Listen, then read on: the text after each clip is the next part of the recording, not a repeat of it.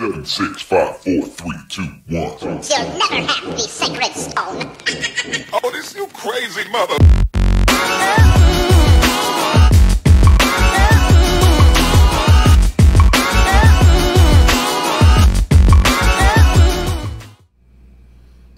Hi, I'm Captain Eric Hasty. This is We Be Tailing, Episode 1. To my right is my co-host, John King. This is our very first episode. Today we're going to be talking about catching some redfish here in the Crystal River area. We're going to review some products. John and I are actually going to interview ourselves because some of you guys might not actually know who we are. Actually, I'm sure probably several of you guys don't know who you are. So we just like for you guys to sit back, enjoy 20 minutes with us. And I'm going to sit back and tell you a little bit about myself. Again, my name's Captain Eric Hasty, from Florida, born in the Miami area. We did a little bit of fishing growing up as a kid down that way, down in the Keys. Grew up, Dad got moved to Palaca, Florida, so for all my Palaca homies out there, here's a shout out to Palaca. Grew up on the St. Johns River area for 20 plus years catching bass. Got ate up on the flounder and everything over there on the East Coast catching doormats, and now we're back over here on the West Coast. Got to go play in Louisiana for about 15 years catching big yellowfin tuna and blackfin tuna out there on the oil rigs. So we're back over here. I'm a guide, I'm a captain here in the English, Yankeetown, Crystal River, area. That's a little bit about me, and let John talk to you about himself there. All right, so my name's John King. I've been fishing Crystal River for 45 years. I know that's hard for some of y'all to believe, but I used to sit on Pete's Pier at night and catch snook, bass, brim, see the tarpon. I really enjoyed that a lot. I know pretty much this whole area like the back of my hand. I've just about done everything you can possible in Crystal River area. We have a great fishery, and I'm so glad to have grown up in Ocala and been able to come over here every weekend and do fishing like that. So a lot of people think I'm a guide and a captain, but actually I am not a guide and I am not a captain. I simply just go fishing with my friends. We have fun and we love to catch big fish out of here. So that's about it for me. Yeah, cool. John, well, like I said, guys, this is our first episode of We Be Tailing. We want this to be fun. If you came here looking for a serious trip, you're probably in the wrong location, because we're just two guys that like to cut up and have a good time. Essentially, what we're doing is we want to bring you some information, have a good time, talk about the fish that are currently biting in the area. We want to invite in other guides, other people, into this. We'll have them, we'll interview them. It's just going to be a good time. We're going to do this every Wednesday night at 7 o'clock, so be sure to tune in. If you can, hit that like button for us, and then give us some comments on any questions that you might have, whether it's to John, to me. We'll try to answer them as best as we can. And if you're watching on the replay, go ahead and hit a comment as well, and we'll check back and get with you, either in future episodes or whatever the case might be. But let's break it down. Let's talk about what's going on right now and where the fish biting. John, you've been fishing this last week. Tell me about it. Yeah, well, I'm going to say that the fishing in Crystal River, Yankeetown area is just starting to get real hot. I mean, it already is hot, but it's getting a lot more hotter right now. The water temperatures are dropping. Live bait has been slamming just about everything. Plugs are working real well. Topwater's been catching snook like crazy. We've actually had some bulls show up here, and when I say bulls, I mean I'm talking 40 to 50 inch fish. And some of the captains have gotten some real large ones with their charters. I picked up a 44 inch the other day, and it's a Mosquito Lagoon red and a Jacksonville size red caught here in Crystal River, Yankeetown area, and that made my day. That's the biggest red I've ever caught here. So good sized fish. Yeah, it's a very big fish. John, let's show them what we're talking about.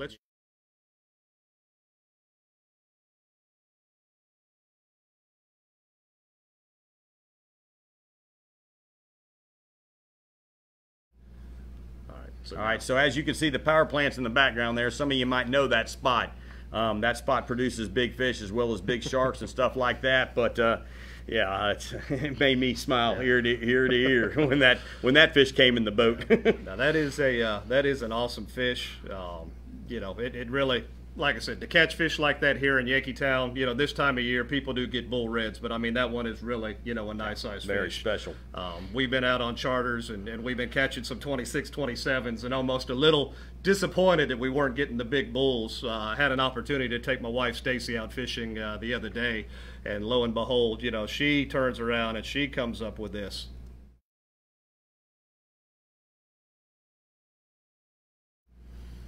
So like I said, it's horrible to get showed up by your wife, but my wife is a pretty good fisher lady. My wife does it to me all the time, so I really don't have much to say about that. Yeah. So like I said, the redfish have been biting very well here in our area, Crystal River, Yankeetown. This is where we're at. Guys, I don't know if you've noticed, if you take a look around, you look behind us, we're actually broadcasting live from Captain's Cove Bait Shop here in Inglis. It is after hours. Jim gave me a key to basically kind of let people use the bathroom if I come in late from a charter, so he doesn't know we're doing this, so if you keep this on the down low. We snuck a show in on him. Yeah. He'll see tonight on his cameras if he's not watching Facebook Live, so we may be in a little teensy bit of trouble, but hey, that's the way we live by our pants.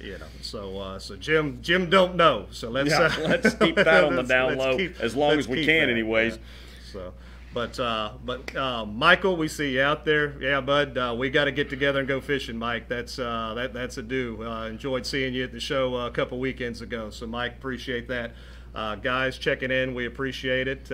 See quite a few people coming in. There's old Jacob. Jacob just come in. So guys, we appreciate it. Like I said, if you're enjoying what you see, even if you're not enjoying what you see, let us know, because we're only going to get better as this show goes on. But basically, if you have any questions, feel free to put them in the comment section. We'll answer them for you. But what we'd like to do is we want to interview a captain, another fisherman, popular in the area, whatever the case would be in our upcoming episodes. So that's always going to be exciting for us and something to do. But we don't have a captain today. We figured, other than myself, we wanted to take this opportunity to kind of get to know us before we started, the show going really much further. So, John, I'm going to ask you some questions. Oh boy, what you got? Let's see what I can answer for you. All right, so John, you've been a fisherman all your life. You've been in this area. As far as fish that you haven't caught yet, what is on your bucket list of things to do? What's that fish? There's a couple fish on my bucket list. I would really love to catch a rooster fish and a Cubera snapper. If one of those happens one day in my life, it'll be real special. I mean, rooster fish are beautiful, and a Cubera snapper fights so hard it's not even funny. And as most of y'all don't know, I release most everything I catch. I probably release 95% of the fish I catch. So if I caught a rooster fish or if I caught a Cubera, it's definitely going to be a photo op and a quick release. I mean, I don't mind people keeping fish, don't get me wrong. They're out there for you to eat them. I said, but me, I'm more of a photo type guy. Just take a quick picture, throw them back in the water. But I would say a rooster fish and a Cubera is definitely on my bucket list. Now, it's my understanding you don't eat a whole lot of fish. Well, no, I don't. But I eat sushi. But what throws me for the loop, and you just said it, is you eat sushi like there's no tomorrow. Now, I didn't catch that fish, so I can eat that one. That's how, I let most of my fish go, but those sushi fish were caught by the restaurant. That's right. Because those guys know how to fish, because they bring it out already clean and already ready to go, so I've got no problem doing that. Right. Good deal. Good deal. All right, so to answer that question, a rooster fish and a Cubera snapper. Yeah, absolutely. That's awesome. That's awesome. So what's on your bucket list there, big dog? I know you have one or two. I've got a couple of things going on. For me, I've caught yellowfin tuna. I've caught blackfin tuna. I haven't caught a blue. So I would like the opportunity to catch a blue. Put my back into it. That would be something I would like to do myself. That's strapping up with a big reel and going for a big fight and yelling fish on. Yeah. So that's a good time. Something with a bill. Believe it or not, in all my fishing, I haven't done marlin fishing. I haven't caught a sailfish. I haven't caught a swordfish. So something along those lines is something I'd really like an opportunity to catch. So my bucket is kind of full, if you will. I would like to have, a few fish. Yeah. I've been blessed with great bottom fishing opportunities, like I said, for yellowfin and big snapper and things like that. But, getting out there and catching one of those billfish would be an awesome treat for me. Yeah, I would have to admit, the billfish is something that I really have never done either. I've had the opportunity to go with people fishing that have caught them while I was helping film and do some camera work for them, and they have caught them. But, yeah, they're pretty incredible. Yeah, good deal. Well, let's see. You're being a little short-sighted with yourself there. It's you've been on the camera. I have. You've been behind the camera. I have. You've been all around the camera. I have. So doing what we're doing right now shouldn't be strange to you whatsoever. No, that's no big deal. Yeah. No big deal for me to do this. I actually enjoy it a little bit. I don't mind. I'm crazy. I'll do whatever. Just got to watch what I say and what I do when I'm on camera. That's right. Well, yeah, but that's like I said. So you're no stranger to the camera. We got some more check-ins. Denny, what's up, bud? We like to see you there. Philip watching in Atlanta. That's the furthest shot. Wow. That's a big Atlanta. shout Go out, Atlanta. guys. We appreciate that. big Atlanta. That's for a little shop here in old Florida. Atlanta's getting Wonder out how there. he scrolled across this. So guys, like I said, we appreciate it. And again, you guys have any comments, any questions, throw them out there. Hit that like button if you like what you see. And if you don't like it, hell, hit something anyway. Let us know. If we're doing something wrong, let us know, and let us know that you can hear us, too. Because again, this is our first time doing this. We've got everything kind of set up. It looks pretty entertaining in here, if you will. But, we're just trying to make it work. Again, first episode, slam us, let us know. But, So you're in front of the camera, behind the camera. We've got your bucket fish. If you were to have the perfect boat for fishing this area, what would it be? Ooh, the perfect boat for me fishing this area. I'd have to have two. I'd have to have a mud boat, obviously, because wintertime's coming up, and we all know those fish are going to pack in shallow. So a mud boat would be very nice. Now, as far as a inshore boat, I wouldn't mind a Tidewater. The other day I stopped and looked at one at Miller's, and it had a tower on it, and it was 25 foot long, had a real beautiful motor on the back, and don't tell the wife, but no, I did not. No, heck no, no way. So there was but no down oh my payment gosh, made, no, I wish. Didn't hit that big lotto, so it's not happening. Yeah, we neither one of us hit the 1.6 billion, so we're still here making a show for you guys. Yep. But like I said, again, we're here. This is not a serious show. We're here to help the amateurs catch fish, and we're also here to bring you guys some informative, details, some informative things about the area. Again, we're looking from Homosassa really up to Cedar Key, so if you're a guide in that area or you're a fisherman that just really would like to come in and give some input, let us know. Send us a comment, PM us. You guys know John, you probably got us personally on Facebook. Send us a PM, let us know, and we'll get you on the show. But in this part of the show is what we're going to do is we're going to go and review a product. And what we're going to do today is the old Fraybill bait bucket. Get it where they, yeah, they probably be able to see it right there. It's looking good. There it is. Yep, yep. So they can see it. We're just we're dealing with a delay that you guys can't see. But essentially, John, I know that you personally have this bucket. I know not everybody, has, several live wells on their boat where you can keep pinfish or mullet or, whatever, live bait and your shrimp away from one another. So explain to me the benefit of having something like this. Well, I have a live well on my boat, and I kept shrimp in there, and it kept them okay, but they were dying a lot. So Jim introduced me to this Fraybill bucket. I saw it at iCast, and I really liked it. And Jim has them set up with the batteries already in them. He has them priced right. They're very well insulated. I keep 100 shrimp in mine. I don't put fish and shrimp in the bucket together. I strictly keep shrimp in there. If I had another bucket, I would do some live bait in there too, but 100 shrimp is perfect. I get them straight from Jim's. Jim's turns it on for you, goes in the back, puts your shrimp in there, boom, you're ready to go. All you got to do is just hit the door and go fishing. I have pretty much seen that the batteries that come with this will keep the shrimp all day long. They run all day long, no problem with 2 AA's. I do keep extra sets on the boat just in case that they do die, but I have not had that happen yet. I put a little ice in there later on in the day to keep the water cool. It seems to work out real well for me, and I can tell you, when you grab a shrimp out of this bucket, they're very lively. Evidently the oxygen keeps very well in there, and I'm here to tell you, my wife and I we like to throw shrimp. We don't only throw shrimp. That's not always what we throw. People think that's what we do, but we'll get into that later and help some other people out on other things to use for bait besides shrimp.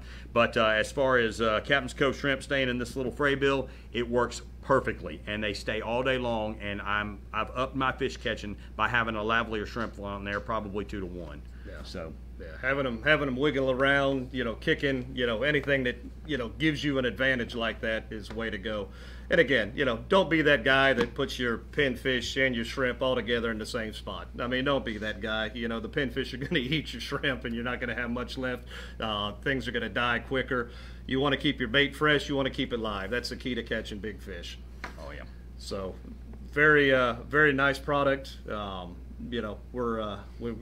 like I said, can't beat it. I mean, if you don't have 2 live wells, you don't have separate live wells. Awesome product, made by a good company. So, Butch, we see you checking in there, buddy. What's up, Butch? Chris is checking in. He says he's got a Salt Marsh 1656, perfect for this area. Oh, so yeah, there you go. That's all about that wintertime fishing there, Chris. I know you'll be out there tearing up those reds, the flounder and snook and the trout back in the back.